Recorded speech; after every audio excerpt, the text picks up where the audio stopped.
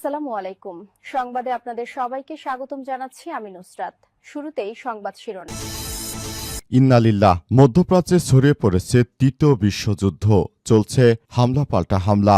পবিত্র কুরআন শরীফে আল্লাহ পাক জানিয়েছেন যে কিয়ামতের আগে এমন কিছু ঘটনা ঘটবে যেগুলো এখন প্রকাশিত হচ্ছে।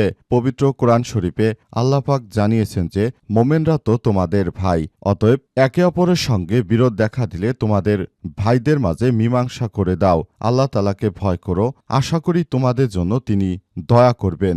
অর্থাৎ পবিত্র কুরআন শরীফেও আল্লাহ পাক জানিয়েছেন যে যদি মুসলিম রাষ্ট্রগুলোর মধ্যে বিরোধ দেখা দেয় তাহলে তাদের সঙ্গে কিন্তু সবকিছু আসলে বিরোধ নিষ্পত্তি করার জন্য মুসলিম রাষ্ট্র হিসেবে আমাদের চেষ্টা করা উচিত। কিন্তু এখন পর্যন্ত দুঃখজনক ব্যাপার হলো মধ্যপ্রাচ্যে ইরানের সঙ্গে যে ইহুদিবাদী ইসরায়েলের ঘনিষ্ঠ বন্ধু সৌদি আরব, কাতার, কুয়েত, বাহরাইন এদের সঙ্গে যে যুদ্ধ বেঁধে গেছে এই যুদ্ধ থামানোর কেউ চেষ্টা করছে না। এটাই মুসলিমদের জন্য বড় ধরনের পতন অপেক্ষা করছে। পুরোদমে ইহুদিবাদী ইসরায়েল এবং মার্কিন যুক্তরাষ্ট্র মধ্যপ্রাচ্যের মুসলিম যেসব দেশ ইহুদিদের দালাল রয়েছে তাদের উপর ইরানের এক এক করে নতুন হামলায় দিশেহারা হয়ে পড়েছে পুরো মধ্যপ্রাচ্যের সবকিছু।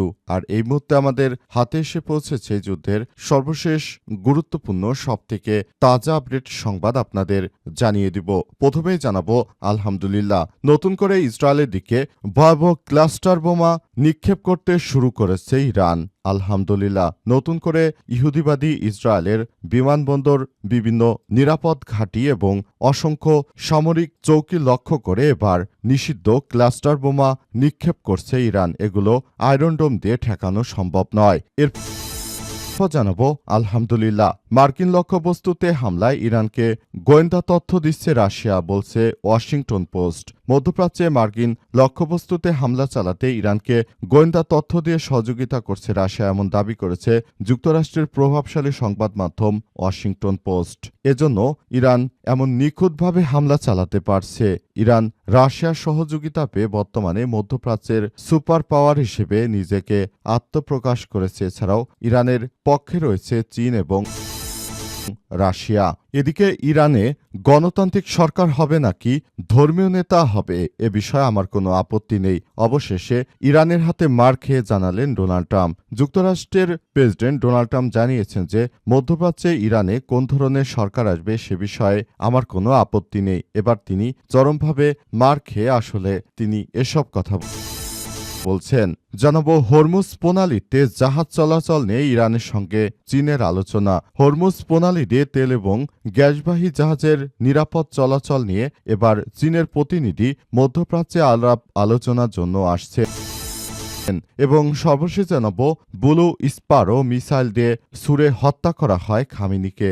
ইরানের সঙ্গে যুদ্ধ শুরুর দিনই দেশটির সর্বোচ্চ ধর্মীয় নেতা আয়াতুল্লাহ আলী খামেনি সহ শীর্ষ কয়েকজন নেতাকে হত্যা করা হয়েছে। জানা গেছে যে খামেনি যে বাংকারে ছিলেন সেই বাংকার ব্লাস্ট করার জন্য ব্লু স্পারো মিসাইল ছুড়ে তাকে হত্যা করে দখলদার ইসরায়েলি বাহিনী। প্রিয় দর্শক, এতক্ষণ শুনছিলেন সংবাদ শিরোনাম, এবারে বিস্তারিত।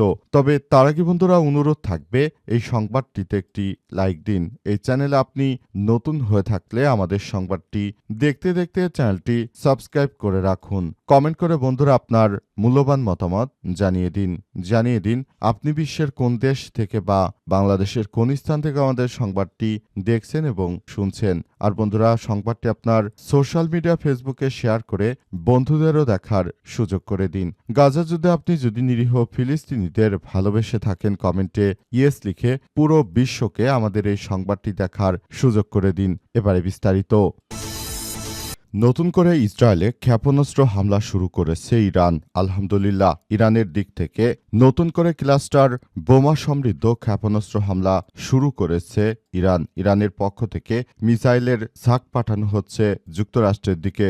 যুক্তরাষ্ট্রের বিভিন্ন স্থাপনা এবং ঘাঁটি লক্ষ্য করে এক এক করে হামলা চালানো হচ্ছে। হামলায় সবকিছু তছনছ হয়ে যাচ্ছে এবং দখলদার ইসরায়েলি বাহিনী কোনোভাবেই তারা আসলে পুরোপুরি সেভাবে প্রস্তুতি নিতে পারছে না। তার আগেই তারা একরকম ধ্বংসের দ্বার প্রান্তে চলে এসেছে। পুরো মধ্যপ্রাচ্য জুড়ে যে ধরনের কার্যক্রম শুরু করেছে ইরান, এতে করে ইহুদিবাদী ইসরায়েলের মাথাচাড়া দিয়ে ওঠার আর কোনো সাধ্য নেই। তারা এমনভাবে ফেঁসে গেছে যে তারা পুরো মধ্যপ্রাচ্যে এখন তারা নতুন করে বড় ধরনের আতঙ্কে পড়ে গেছে।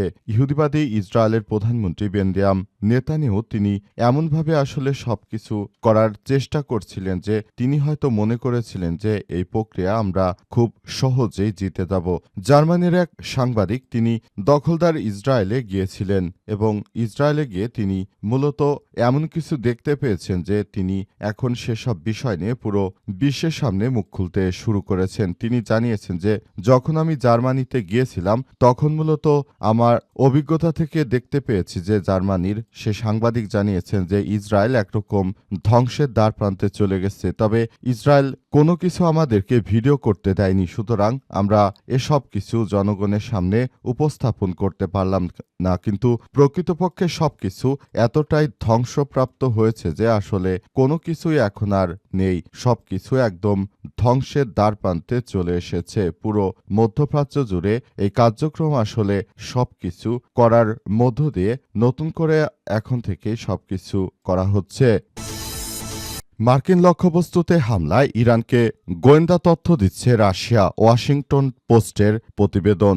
মধ্যপ্রাচ্যে মার্কিন লক্ষ্যবস্তুতে হামলা চালাতে ইরানকে গোয়েন্দা তথ্য দিয়ে সহযোগিতা করছে রাশিয়া, এমন দাবি করেছে যুক্তরাষ্ট্রের প্রভাবশালী সংবাদ মাধ্যম ওয়াশিংটন পোস্ট। সংশ্লিষ্ট ৩ জন কর্মকর্তার বরাদ্দে প্রকাশিত এক প্রতিবেদনে এই তথ্য জানানো হয়েছে। প্রতিবেদন অনুযায়ী মধ্যপ্রাচ্যের মার্কিন যুদ্ধজাহাজ এবং সামরিক বিমানে অবস্থান সংক্রান্ত তথ্য ইরানকে সরবরাহ করেছে মস্কো।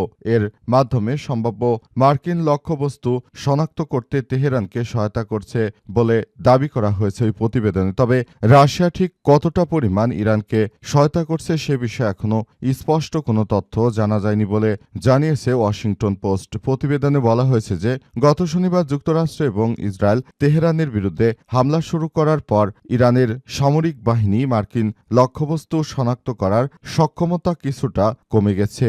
এ বিষয়ে হোয়াইট হাউসের এক মুখপাত্র সরাসরি রাশিয়ার ইরানকে সমর্থন দেওয়ার অভিযোগ নিয়ে মন্তব্য করতে রাজি হননি। তিনি মূলত ওয়াশিংটনের এই কার্যক্রমগুলো তিনি সবকিছু করার চেষ্টা করছেন।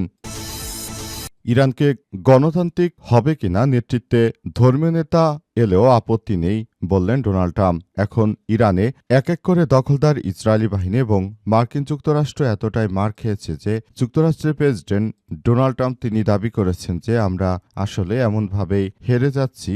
এখন ইরানে যে সরকারি আসুক না কেন তার সঙ্গে আমরা কাজ করতে বদ্ধপরিকর। ইতিমধ্যেই মধ্যপ্রাচ্য জুড়ে যে ধরনের কার্যক্রম শুরু হয়েছে এই কার্যক্রমগুলো এতটাই বিশৃঙ্খল পরিস্থিতির মধ্যে চলে গেছে যে মার্কিন প্রেসিডেন্ট ডোনাল্ড ট্রাম্প তিনি ইতিমধ্যে এসব বিষয়গুলো নিয়ে তিনি কাজ করার চেষ্টা করছেন। শেষ পর্যন্ত আসলে মধ্যপ্রাচ্য জুড়ে যে ধরনের কার্যক্রম শুরু হয়েছে সেই কার্যক্রমগুলো চালিয়ে যাবার মধ্য দিয়ে পুরো মধ্যপ্রাচ্য জুড়ে সবকিছু ধ্বংস শুরু হয়ে গেছে। সবকিছু এতটাই ধ্বংস হয়ে গেছে যে দখলদার ইসরায়েলি বাহিনী এখন কোনো কিছুই করতে পারছেন না। অর্থাৎ একরকম চমক দেখাতে শুরু করেছে ইরানের সেনাবাহিনী। ইরানের সেনাবাহিনীর পক্ষ থেকে আরও দাবি করা হয়েছে যে পুরো মধ্যপ্রাচ্য জুড়ে তাদের এই আগ্রাসী কার্যক্রম তারা বিধ্বস্ত করে দিয়েছে। দখলদার ইসরায়েলি বাহিনীকে এবার এমন শিক্ষা দিতে শুরু করেছে যে তারা সবকিছু আসলে তছনছ হয়ে যাচ্ছে। কিন্তু এখন পর্যন্ত